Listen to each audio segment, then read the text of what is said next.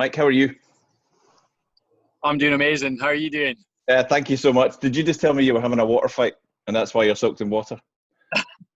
I mean, the hair's all wet. I've got the watermarks in the t-shirt. Just had a water fight with my little man, so he's down for a nap now. Very good, Thankfully.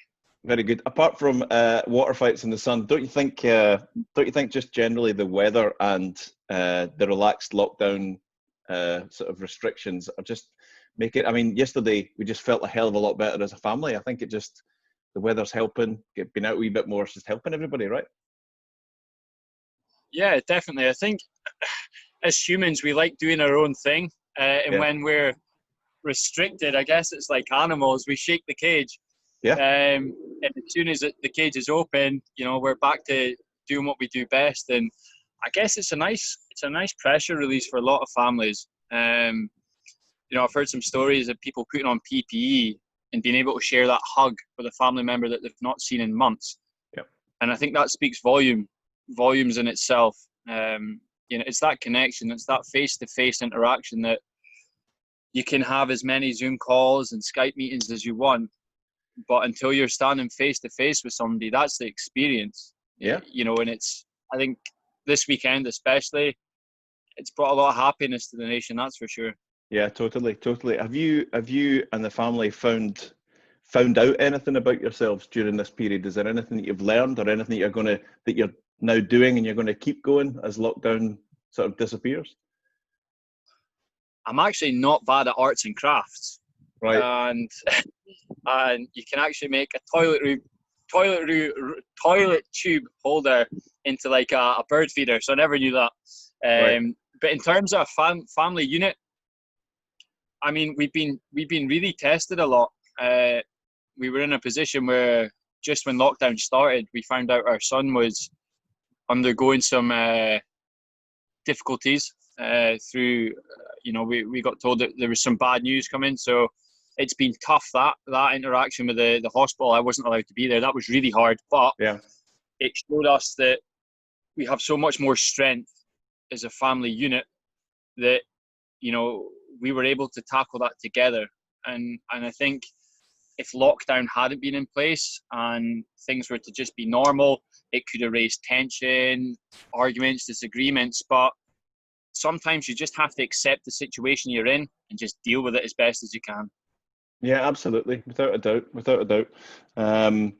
We're in a situation where my son stays with his mother out in Kemney, but he came here once he'd been isolating for a while. So we've had him for 2 weeks, which has been absolutely magic.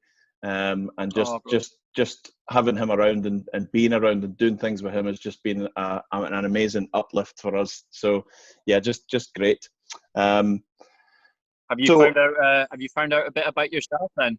I think so. I think one of the things that really rings true for me is, from a business perspective or just a social perspective, is how this situation has lowered a lot of barriers, a lot of traditional commercial barriers. You work for someone, I work for someone, we don't speak, seems to have been slackened a little. So, I've been running these Crux Casts now since February, and I don't think I've had anyone say no when I've dropped them a little nice note to say, do you fancy coming on for 20 minutes of your time?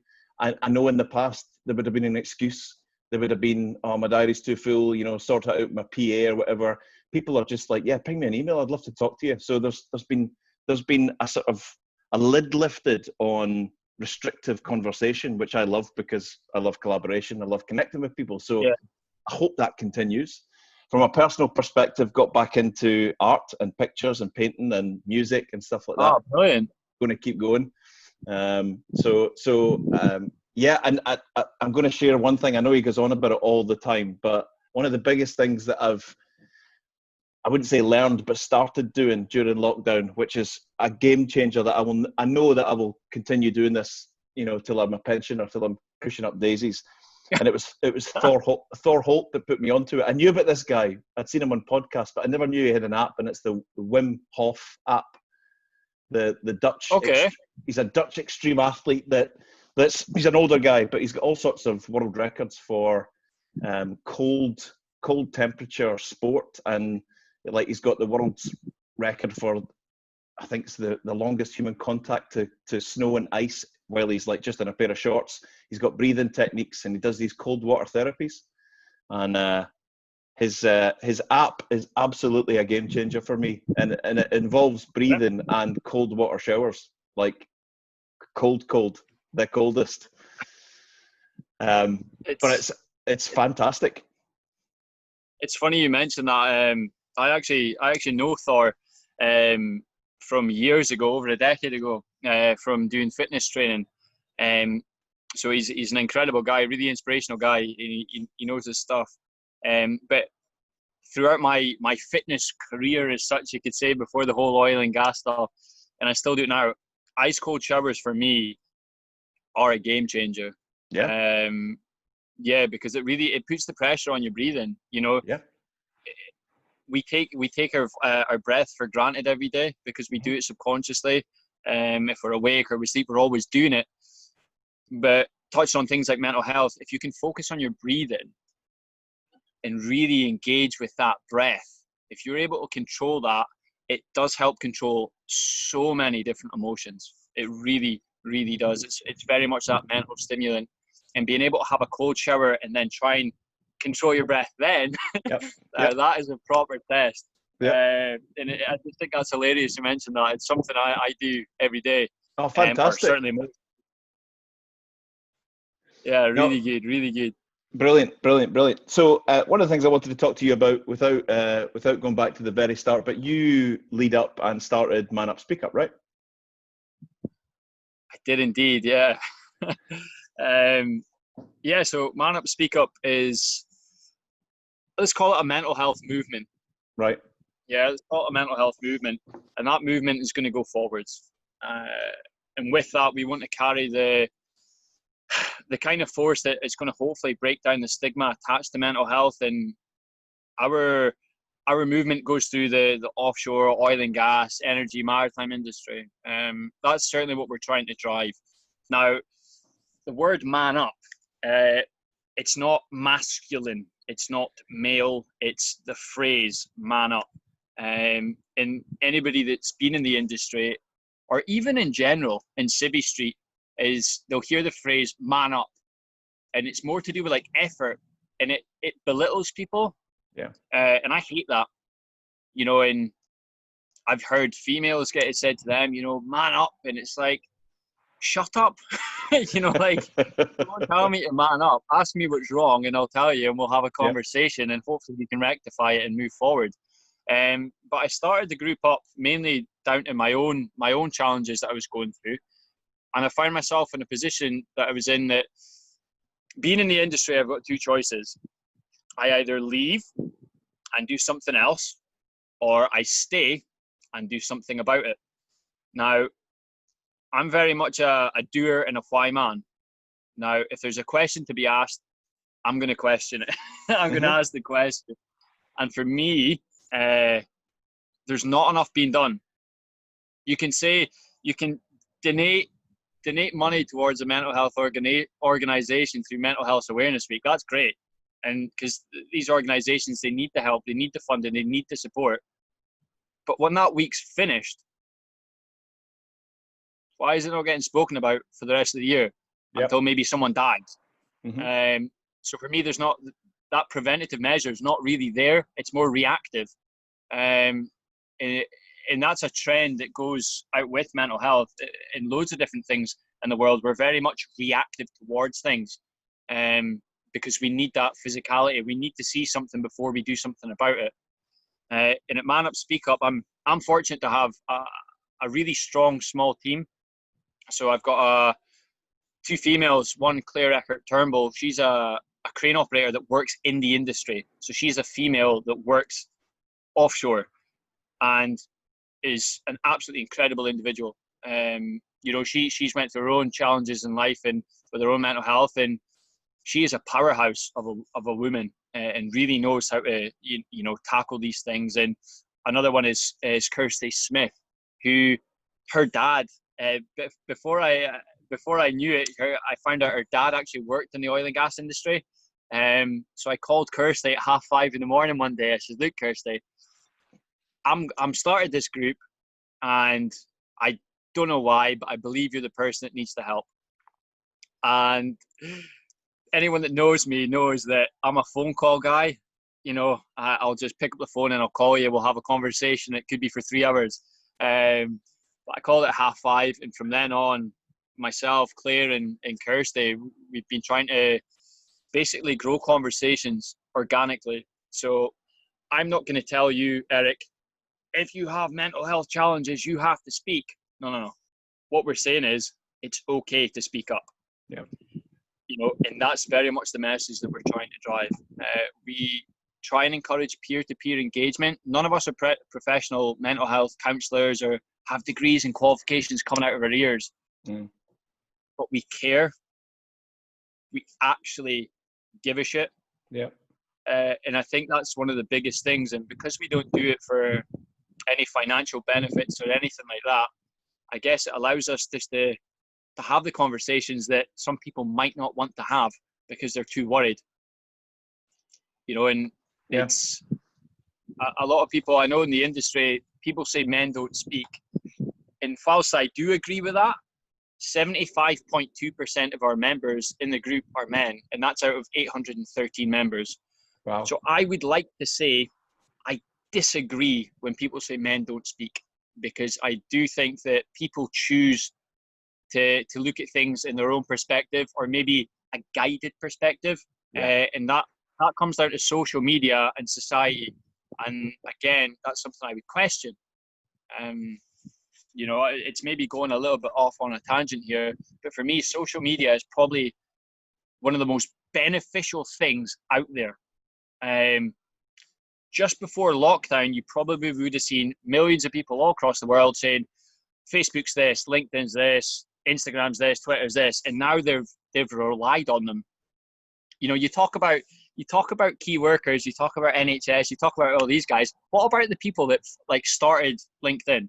Yeah, they're key workers, because it's given people a family, an online family, a portal into conversations on any level all around the world. That's amazing. Yeah, the numbers are staggering when you look into it. 4.5 billion people in the world have the internet, and 3.8 billion people actively use social media platforms as part of their daily life. And you can see that social media has absolutely changed the world, completely changed the face of the world. This isn't going to go away. It's just going to get stronger and stronger and stronger and more usable and more user-friendly. You know, we're already seeing, you know, so domestic interaction is very much social media integrated, and business interaction is becoming social media integrated as well. There's a massive shift towards social sales and marketing. You know, companies are completely changing their budgets, not budgeting anymore to have articles in magazines and all of that, and changing all of their sales territory into online. It's massive. It's absolutely huge. Absolutely massive. You're absolutely right. And I think as well is, I speak to some people and they say, you know, oh, Facebook ruined my relationship, or what a load of crap this is, or, you know, LinkedIn's only for business and all that. It's like, whoa. It's whatever you want it to be. Yeah. And that is where you've got the imagination, the creativity, the freedom to basically be yourself. Now, social media, it does have its negativities, as does everything. You know, I normally find myself getting trolled on LinkedIn sometimes, which can be a little bit frustrating. But that allows you to have a challenge of allowing it to affect you. Yeah. And that's something that I'm thankful for all the people that have given me abuse and said all the negative comments, because it allows me just to be comfortable with who I am. And when you balance it out, I put up a one post, it was a positive post, and I got 45 comments that were horrible, absolutely horrible. But I got 120 comments that were good. Yeah. And it reached over 110,000 people. So do I tune in 45 comments and think, oh my God, this is the worst thing that's ever happened to me, you know? Or do I think, that's over 110,000 people I've seen that them negative comments are coming from those people, and that's their objective in life, is to maybe bring someone down. And And that's what, when I have conversations with people that do struggle with people's opinions, I try and get them to focus on the opinion of themselves. Yeah. And then that's when you get an option of, do you agree with that people's comments or do you disagree? And most of the time they would say, yeah, I disagree with that. I'm like, okay, so if you disagree with that, then don't care about what they're saying. If you feel comfortable within yourself, surely that is the most important thing. Always. Yeah, absolutely. I just sometimes wonder what's in people's heads when they, I mean, I totally agree with the whole free speech thing. And if you see something on LinkedIn which you think is offensive or you totally disagree with it, have an intellectual debate with the person. That's what the media platform's there for. But I don't, you know, to be honest, I don't understand the trolling. I don't understand trolling for trolling's sake. I don't get it. I don't understand what anyone gets out of that. It's quite disappointing, really, isn't it? I guess everybody has the things that make them tick, or, you know, I don't know, weird things they might like. So some people might just enjoy the whole concept of bringing somebody down for the day. You know, it could be on their list of challenges. And I guess if you look at, everybody's got their own personality and their own stories, it's just going to be a page in yours that you're going to flip and just continue on with the rest of your chapter and journey. Yeah. One thing I would always say to people is, don't avoid it. It's easy to avoid it, but it's something that you're going to get to a position where it's unavoidable. Yeah. And then all these things that have mounted up, that's when the sucker punch comes, and it's a painful one.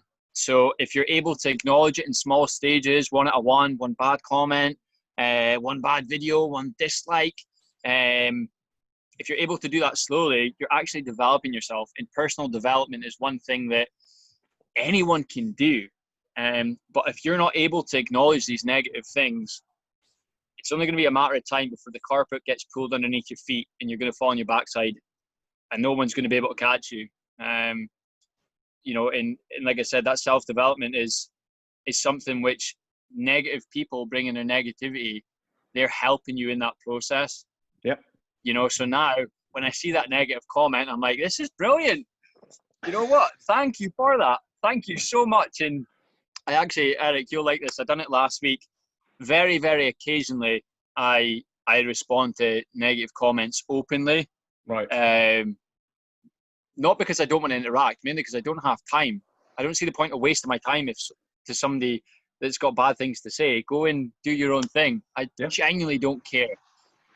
But a guy said something that was really to the bone, and it was the morning I'd read it was the morning that myself and my other half, we went to the hospital. Obviously, I wasn't allowed inside, and we were waiting to hear results back to see if my son had potential leukemia. Thankfully, he doesn't. But that guy, that comment on that day, that just got you raw. Yeah, and I used it as a learning curve, as okay, I'm experiencing this, and if somebody was to experience that, what would I say to them? Because if I react, I'm not swallowing my own medicine. You know, I need to practice what I preach. I need to stay strong. I need to stay true to myself. It hurt. Yeah. It did hurt. But if I was to then vent to that guy, I'd be putting all my shit onto him. He didn't deserve that. You know, that wouldn't be fair to do that. I'm not going to make him bad for what I was going through. Yep. So I absorbed it. And last week, I sent him a message and said, I'm not going to name him. I said, hey, how are you doing? Just wanted to touch base and see if you're okay. And it was an private in-mail, because I'm not connected with the guy. And he said, sorry, I don't know who you are. How can I help? And I responded, exactly. You don't know who I am. You know nothing about me. But 3 weeks ago, you took it upon yourself to leave a very, very nasty comment on a post that I put up that was all to do with positivity. Yep. And I just wasn't, I can't remember how the rest of it went, but I said, look, I don't feel that comfortable you doing that towards anyone else. I says, I'm now in a position where I do feel comfortable within myself. But last year, that comment could have ended me. Yeah. That could have brought me to ending myself. So I'm going to leave that with you, but please, the next time you put a comment like that on someone else's page, have a little think first. And he responded back and just, oh, you know, if you've been offshore, you know how it is to have a laugh and the banter. That doesn't cut with me. No. Done time I done my basic army training. I've been offshore. I've played at the highest level of football. I understand banter. If you ask anybody, they'll tell you I'm a joker. So I understand that. Yeah. But to go out your way to bring someone down, you know, that's bang out of order. Not funny. Not cool. No, not at all. Not at all. And it happens, you know, and that's what I mean. It's one of those things you can't really avoid. You know, especially if people are watching you, especially on social media, people want to bring you down. It's part of the game. You know, they want to bring you down. Just stay on your feet, stand tall, be brave. Stay on your feet, stand tall, and be brave. That might be the theme for this little Crux Cast. I quite like that. There you go. In fact, it is. We'll just decide that now. Stay on your feet, stand tall, and be brave. Listen, just in closing, as we come out of all of this, this hardship that everyone's been through, and some of the horrors that families have experienced, and that businesses and individuals are going through just now, what are your hopes for the sort of near future as we come out of this? What do you hope to see we get better at, and something that carries over through this lockdown? I think that's going to be a hopeful guy. One. Always hopeful. This is going to sound probably a little bit contradicting, but I always expect the worst and hope for the best in every single situation. You know, so I always approach everything with at least two different views on absolutely everything in life. I hope people respect people more. Right. But I don't think it's going to happen. I hope people appreciate going outdoors and seeing how beautiful the world is. Yep. I don't think that's going to happen either. You're killing me here. Give me something solid. Okay. The only reason I say it, especially about the environment. So, along with manUP speakUP, I run a group called Community Cleanup. Yep. So I get people out in the open, around their environment, openly discuss everything, a bit of physical activity, when they clean up the environment. Now, because I run this group and I see everything all over the world, in the UK especially, just this weekend alone, I've seen, let's say, over 100 posts of litter everywhere. Yeah. Everywhere. And not just a couple of bags of litter. I mean mounds of trash, non-recyclables all over. So that's the flip side of running these sort of groups, is you promote the good stuff, but you see all the bad stuff. And it's very hard. So I hope people get better at doing these things, but I can't see it happening right now. Okay. We need to be able to reflect first. Because we're reactive, what needs to happen is there needs to be more litter. There has to be more. There has to be more and more and more. And then people will look back at lockdown, look at where they are, and then hopefully they'll start to see the bits in the middle. Yeah. You know, because just now we don't have anything to really reflect on other than we've been stuck inside. We've had one day or one weekend where it's been good weather.